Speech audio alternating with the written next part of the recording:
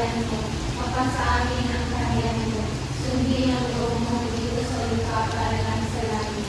Bigyan mo kami ng makain sa araw-araw at pagawain mo kami sa aming mga kasalanan. Gaya ng pagpapatawad mo sa kasalanan sa amin. At huwag mo kami paisulit sa tukso at ilagaan mo kami sa lahat ng kasamaan. Mahal na anak natin sa iyo ng Diyos.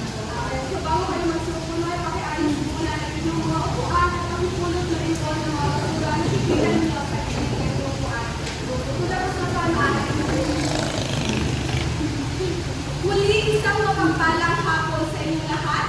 Isang mapagpalang hapon po, Binibining Lunetigar. Ako nga po pala si Binibining Lunetigar at sa hapon na ito ay ating ipagpapatuloy ang ating nautot na talakayan sa kabanata 2. Ngayon ay ating pagbahagi ay ang pagsulat ng lasalain. Ngunit bago ang lahat, meron na dito sa inyo ang nakakaalam o may ideya kung ano ang lasalain?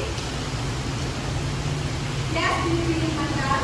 Ang lasalain po, ito po ay tinatawag na picture writing statement. Ito po ay tumatalakay sa mga issue o may mga issue ibibigay sa iyo or mga factual information ibibigay sa iyo na gagawin mo ng sarili reflection mo tungkol sa issue na yun. Para lang siyang editorial pero mas timbang yung reflection mo or hindi ka naman hindi ka nakadepende sa factual information.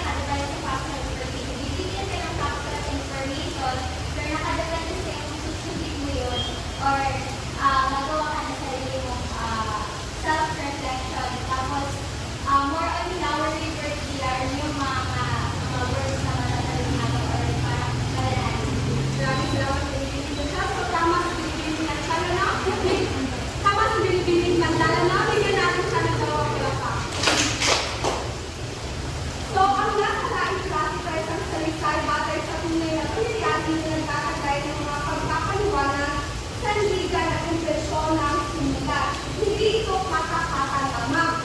Ito ay isang akdang naglalahad ng mga makatotohanan at pangyayari batay sa karanasan ng pagmamasid, pag-aaral, pananaliksik o pakikipanayam at sinusulat sa isang kawiling-wiling paraan. So, ang lasalain ito ay isang uri ng artikulo na ang ano nito sa Ingles ay picture writing. So ngayon naman ay ating alamin ang apat na layunin ng lasalain. Una ay ang magpabatid, magturo, manlibang,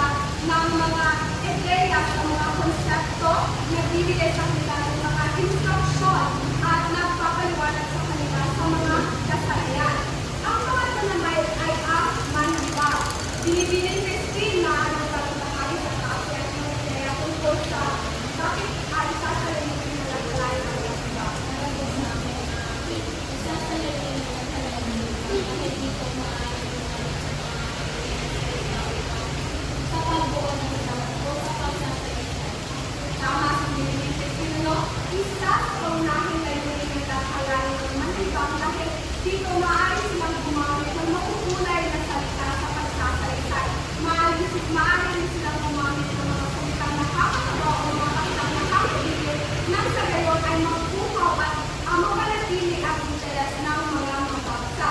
Ang panghuli ay magpayo at magbigay aral. Binibinig ko ay maaari